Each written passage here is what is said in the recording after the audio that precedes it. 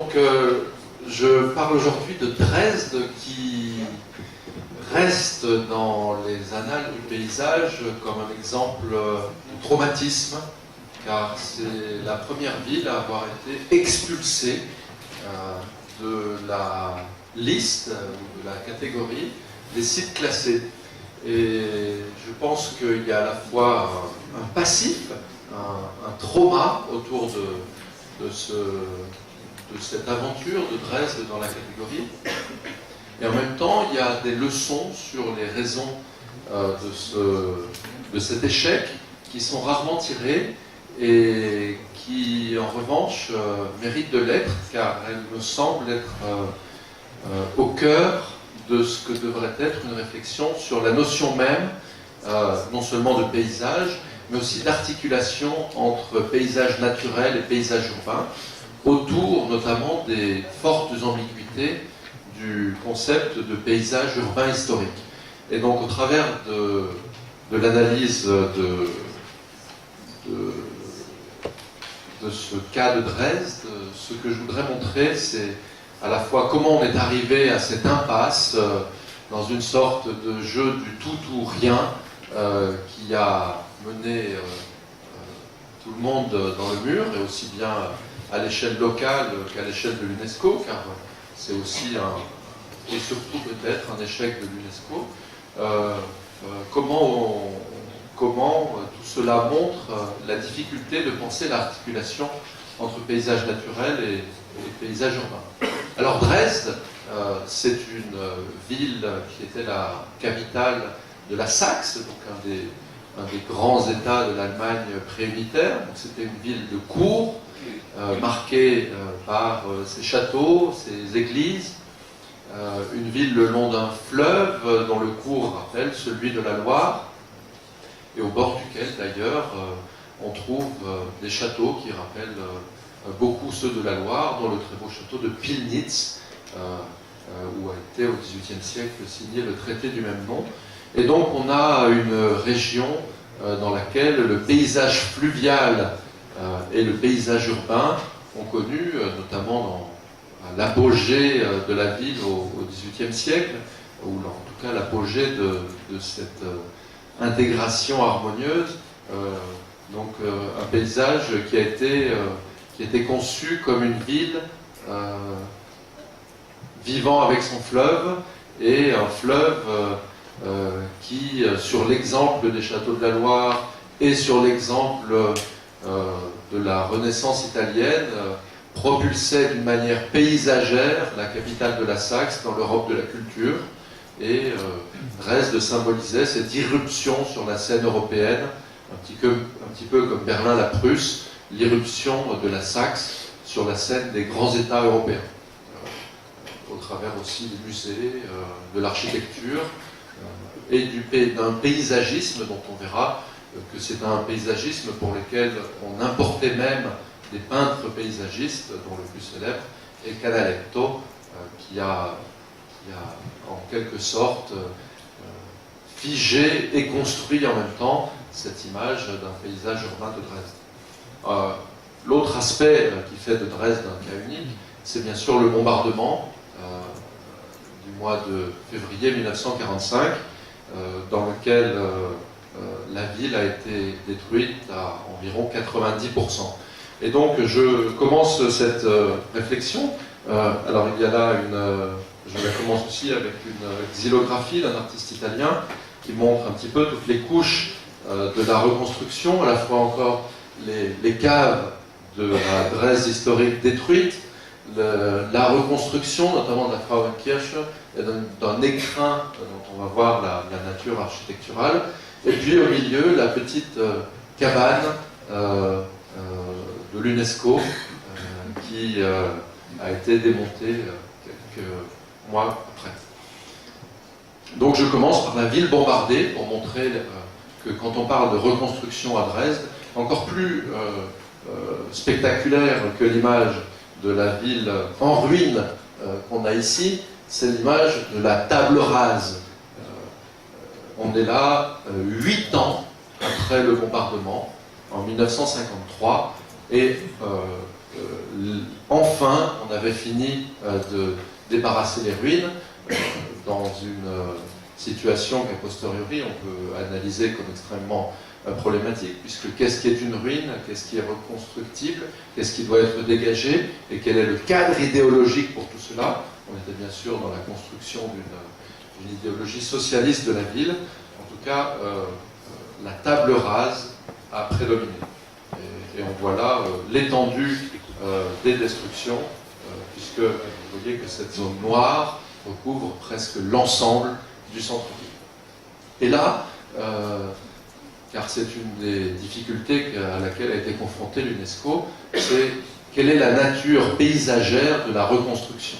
Et une des grandes décisions qui a été prise à Dresde, c'est de circonscrire la reconstruction historicisée à une sorte d'arc de cercle allant de l'Elbe à l'Elbe et incluant la plupart des espaces où il y avait jusque-là les principaux monuments de la cour de Saxe. Et autour de cet espace, dont le diamètre est d'environ 800 mètres, donc c'est très petit pour une ville de 600 000 habitants à l'époque, elle en a aujourd'hui 520 000. Donc autour de cet axe de 600 mètres, de 800 mètres, s'étendait la ville conçue comme socialiste, c'est-à-dire dévolue au logement collectif essentiellement, sous forme d'immeubles puis de bars. Dans le contexte où la ville détruite, c'était aussi une ville de sans-abri. Il y avait plusieurs centaines de milliers de sans-abri dans la ville, ce qui explique peut-être la convergence entre idéologie socialiste de la ville et priorité donnée au logement. Et donc cette reconstruction s'est faite selon une logique d'un grand éclectisme de style qui à chaque fois reflète disons, les évolutions de la pensée urbaine en contexte socialiste. Et donc, j'ai mis là l'affiche de la première exposition d'architecture et d'urbanisme dans l'hôtel de ville, qui était un des bâtiments les moins détruits.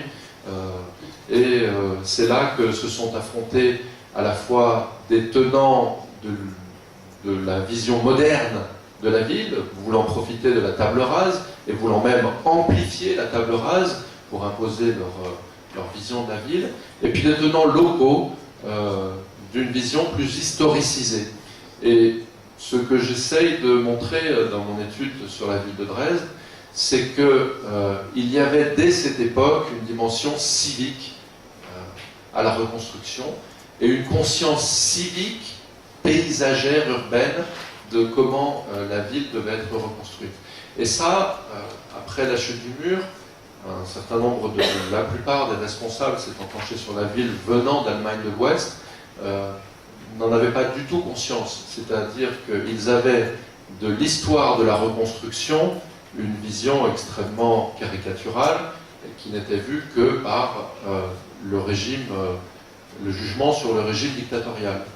Or, tout montre, dans l'étude des archives de cette reconstruction, qu'il y a malgré eu ce cadre à la fois politiquement contraignant et puis idéologiquement contraignant, de très forte médiation, et que la conscience civique locale s'est manifestée. Et s'est même parfois manifestée de manière forte, et a obtenu des demi-mesures, a obtenu des nuances, etc. Mais une autre dimension que l'UNESCO a toujours eu du mal à considérer, c'est que le projet de reconstruction n'est pas unitaire. À la différence du Havre, par exemple, où on a un projet qui pouvait être considéré en tant que tel. Dresde, on a 50 ou 60 ans d'évolution qui, à chaque fois, marquent un style différent. Le premier de ces styles, c'est ce que j'appelle le style national-communiste, c'est-à-dire le refus par les autorités du parti, à l'encontre même de leurs architectes, membres du parti les plus influents, le refus du simple modernisme, et cette demi-mesure qui est une ville qui n'est pas reconstruite à l'identique, mais qui est reconstruite à l'endroit où elle était, dans une manière qui évoque l'histoire. Et le premier, il faut bien voir qu'on est là en 1953 au milieu de rien du tout, au milieu d'un terrain vague déblayé. Le premier, par l'architecte Rascher, c'est la place de l'Altmarkt. Et de cette place, on ne retient généralement qu'elle n'a été faite sur inspiration de la place médiévale que pour faire place aux parades du régime. Et donc la place a été surdimensionnée. Et donc le paysage urbain a été mis sous tension, a été distendu. On ne retient que cet aspect, disons, de vitrine du régime. En même temps, tout montre qu'il y a eu autour de ce style national-communiste une sorte de négociation sur comment devait s'accommoder cette exigence du régime. Nous voulons une place qui puisse contenir 50 000 personnes pour nos manifestations de propagande. Et puis, la conscience civique locale qui disait nous voudrions évoquer notre marché médiéval, qui n'était pas si féodal que ça, et qu'on pourrait, nous, chrétiens démocrates de l'opposition au régime, faire quand même accepter dans une rhétorique qui puisse passer devant les instances du parti. Et donc, j'ai étudié comment ce paysage urbain a été façonné et comment cette conscience civique locale s'est même renforcée autour de ces moments. L'autre grand moment, c'est tous les débats sur les ruines qui n'avaient pas été déblayées dans le premier chantier de 1945 à 1953. Et on est là à la fin des années 50 et au début des années 60, et vous voyez sur ce pamphlet, la couverture de ce pamphlet, comment le secrétaire général du parti va se saisir sur la maquette de cette église pour la dégager. Et donc c'est le symbole de comment le parti unique a rasé cette église qui était, vous le voyez, en ruine, mais peut-être sauvable. Et donc c'est un moment qui a focalisé et continue de focaliser les débats. D'un autre côté, dans la même période, ont été reconstruites plusieurs autres églises qui étaient dans un état comparable. Mais ce qui a le plus marqué le paysage urbain, et là avec une inertie séculaire, c'est qu'au-delà de ces 800 mètres patrimonialisés à partir de presque zéro, donc une construction d'un patrimoine qui se reflète plus ou moins dans un passé, était construite la ville socialiste. Alors la chance de Dresde, c'est que l'avenue principale de l'utopie socialiste est piétonne. Ça aurait pu être une sorte d'autoroute urbaine. Il y a ça dans d'autres. Donc là, on était dans une sorte d'utopie socialiste de l'espace public, qui lui-même aujourd'hui est patrimonialisé. En même temps, c'est très difficile d'intégrer ce genre d'évolution dans les catégories du paysage urbain de l'UNESCO. On est là dans un plus qu'un éclectisme, on est dans un grand écart qui s'explique par l'histoire de cette ville et qui en même temps ne rentre dans aucune des catégories de la préservation. Donc voici la Pragerstraße. Et une autre des catégories qui est difficilement appréhendée par disons, le cadre intellectuel, même juridique du classement, c'est celle qui est issue du tournant patrimonial en RDA. Car là encore, on a une tendance à sous-estimer ce tournant patrimonial qui a eu lieu entre la fin des années 70 et le début des années 80. Peut-être sous l'influence de ce qui se passait à Berlin-Ouest, où vous savez qu'a été réinventé, ou a été inventé l'urbanisme doux, un concept aussi qu'on a appelé la reconstruction critique, c'est-à-dire le refus de la table rase moderniste au profit d'un retour à la trame ancienne, l'acceptation d'un historicisme dans les façades, qui parfois s'est caricaturé dans ce qui deviendra le postmodernisme, mais qui d'un autre côté, à Berlin, a aussi marqué une nouvelle phase de la reconstruction. En tout cas, à l'Est, aussi bien à Berlin-Est que dans des villes comme Leipzig ou Dresde, a eu lieu aussi ce tournant patrimonial en RDA, qui était aussi un grand tournant idéologique. Comment le régime communiste acceptait ce qui jusque-là était vu comme des traces d'un passé féodal. Dans les quartiers 19e siècle, la rhétorique a été plus facile, c'était de dire c'est pas des vieux immeubles bourgeois, ce sont là qu'ont habité nos grands-parents ouvriers, sauvons-les plutôt que de faire des bars. Mais c'est arrivé ensuite dans les années 80, fin des années 70, jusqu'à la rhétorique du comment sauver le château, comment sauver l'opéra, ces symboles de la société respectivement féodale et bourgeoise dans le vocabulaire communiste de l'époque. Et donc, le cas de Dresde, avec ici le château, vous voyez le château au moment, c'est la suivante que je voyais ici, vous voyez le château en 1978 ou 75, au moment de sa reconstruction, il est réinauguré en 1979, presque reconstruit à partir de rien, et donc là, le paysage historicisé se reconstruit à l'identique en tant que paysage urbain reconstruit. Et donc, Dresde change encore une fois de catégorie. De même avec le Semperoper, cet opéra qui était totalement détruit et qui est reconstruit à l'identique en 1985 et réinauguré. C'est alors l'opéra le plus moderne d'Europe à l'intérieur pour ses mécanismes. Et puis même l'émergence d'une sorte de postmodernisme communiste qui est toujours sous-estimé. Ici, par exemple, un partenariat public-privé en Allemagne de l'Est avec une société du bâtiment japonaise pour la construction d'un hôtel, l'hôtel Bellevue. Et là encore, comment classer tous ces espaces de même, il y a aussi, pour la construction de ce qui est aujourd'hui l'hôtel Hilton, un partenariat public-privé avec une société ou une entreprise de bâtiments suédoise. Et donc, on arrive là à une sorte d'identique qui n'a pas été pensée ensuite au moment de la réunification, puisque toute cette évolution des 15 années précédentes n'a pas été vue, n'a pas été analysée en tant que telle, puisqu'on était dans une dichotomie entre la ville socialiste et la nostalgie de la ville baroque à reconstruire qui a marqué les lendemains de la réunification. Et donc toute cette histoire n'a pas du tout été intégrée dans la pensée du classement.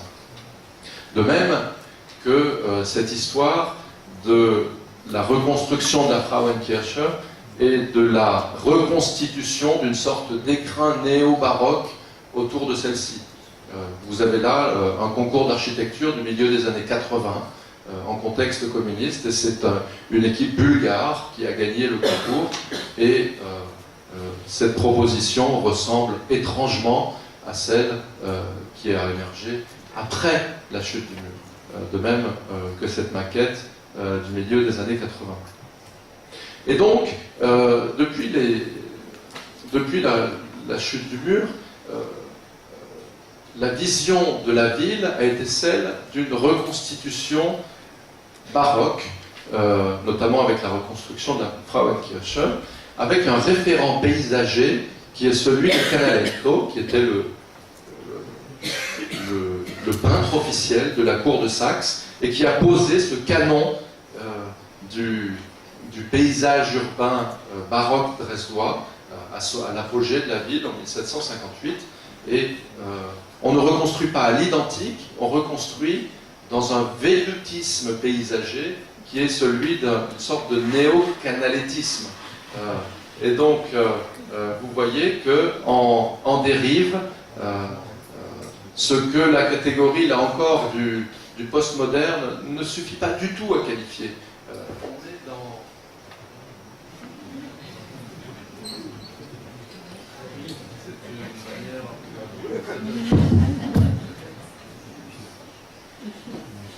Merci, ça doit être un problème de pile. On est dans une vision de la ville qui est dans un miroir du passé, qui était dans un passé qui était lui-même une construction artistique. Et donc, là encore, comment qualifier cela dans le classement. Voici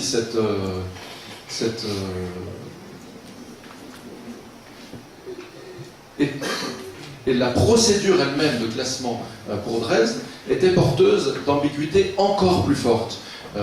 Il y a d'abord, donc non seulement l'impossibilité de penser la ville, et puis l'impossibilité aussi de penser sa société urbaine et l'investissement civique dans la reconstruction de la ville. Et à cela s'est ajoutée une instrumentalisation politique, puisque le projet de candidature à l'inscription de Dresde dans la liste des sites classés de l'UNESCO était porté par une fraction civique écologiste opposée à un projet de construction de ponts sur les berges, sur l'Elbe, qui aurait gâché ce magnifique paysage des berges de l'Elbe. Et donc, l'UNESCO, là encore, n'avait pas du tout les instruments pour désamorcer une controverse locale qui utilisait la procédure de classement, sans doute à bon escient, mais qui l'utilisait dans un conflit local entre infrastructuralistes et protecteurs de la nature, en fait. Et donc non seulement il y avait une incapacité à penser la ville dans son rapport au fleuve, à penser la ville dans son rapport à une histoire qui est bien plus complexe que le néo-baroque reflété dans le baroque. Il y a toute cette épaisseur de la reconstruction au milieu, dans laquelle une société urbaine s'est investie dans un contexte qui était pourtant celui de la dictature, et puis cette limite à considérer la ville reconstruite. Limite aussi de ce que j'appelle, ou limite du concept d'authenticité qui est issu, vous savez, pour l'UNESCO de la conférence de Nara, au Japon, qui est en 1994, qui a posé cette authenticité comme le grand cadre conceptuel du classement. Et là, voilà, Dresde n'est jamais authentique dans sa reconstruction, et en même temps a toujours été authentique malgré des contextes difficiles, a toujours été authentique dans l'investissement d'une société civile dans la reconstitution de ce paysage. Et puis, d'où une décision de classement qui était d'emblée totalement biaisée. La ville n'a pas été considérée, car face à cette impossibilité d'intégrer la complexité de la reconstruction de Dresde, Dresde a été classée en tant que site naturel. Et donc, un site naturel que disait le texte d'accompagnement, entre guillemets, harmonieusement humanisé. Et ce texte d'accompagnement partait des pêcheurs slaves qui se sont installés au Moyen-Âge sur les rives de l'Elbe, puis la germanisation, la cour de Saxe, un petit peu d'architecture industrielle au XIXe siècle, et puis voilà, un impensé total de l'évolution ensuite de la ville qui s'est retrouvée, bien qu'étant dans le titre du classement, qui s'est retrouvée en zone tampon. Voilà. Et totalement exclu de ce classement. Un classement qui, du coup, s'est replié sur 18 km de berge de l'Elbe entre le château de Pillnitz et la ville. D'où la place centrale du pont. Une ville qui construit un pont, c'est autre chose qu'un site naturel dans lequel on met un pont. Là encore, l'UNESCO a fait l'impasse d'emblée, alors que le débat existait déjà depuis 41 ans sur la construction de ce pont dans la ville, et il y avait déjà débat au temps du communisme, et malgré la dictature, malgré la censure, on trouve dans la presse des années 60, 70, 80 des tribunes pour ou contre le pont.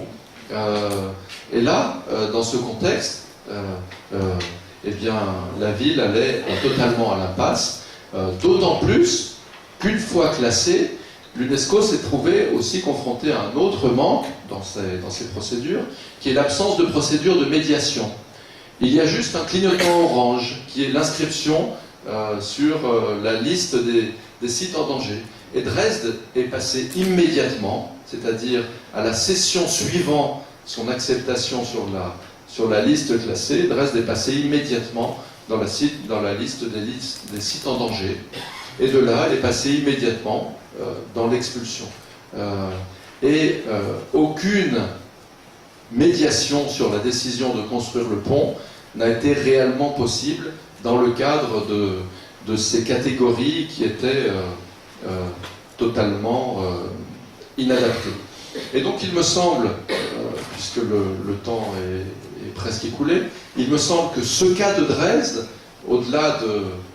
Voilà, puisque la ville n'est plus sur la liste, en même temps d'un point de vue touristique, l'année record de tourisme, c'est l'année de l'exclusion, et donc le traumatisme a été dépassé. En même temps, il y avait aussi une instrumentalisation dans les débats locaux autour du retour de cette société civile saxonne sur la scène politique, après 20 ans de tutelle par des responsables d'Allemagne de l'Ouest.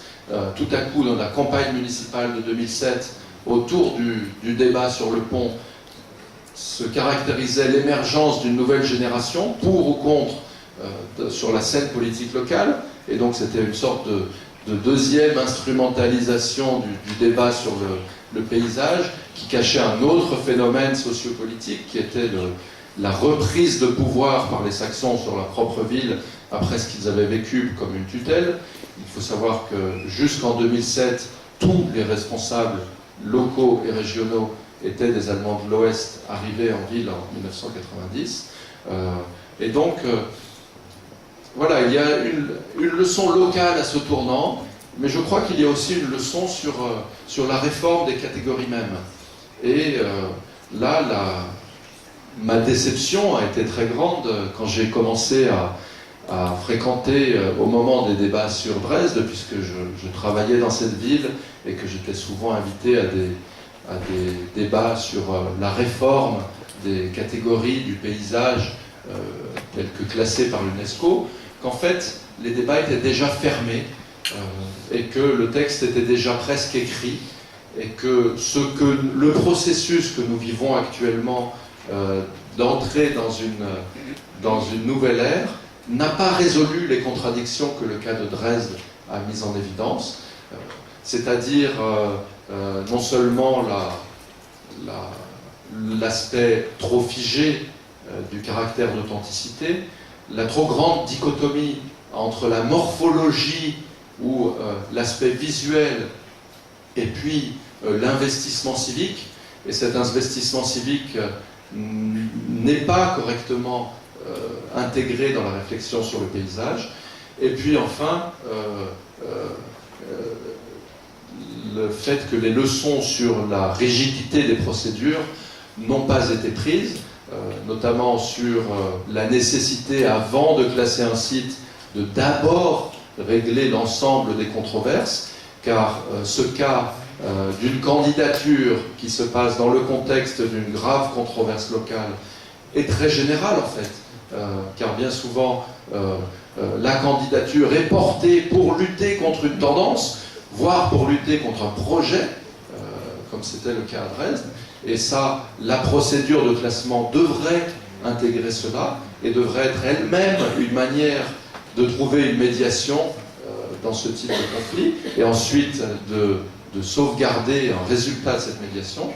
Et ensuite, une fois classée, là encore, la nouvelle configuration qui émerge en ce moment de l'UNESCO ne fait pas sa place à une vision dynamique du paysage, ne fait pas sa place à non plus une vision dynamique du rapport entre projet et société civile, entre cadre administratif, juridique et société civile.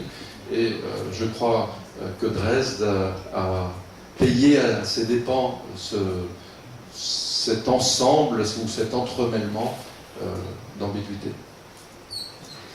Merci infiniment.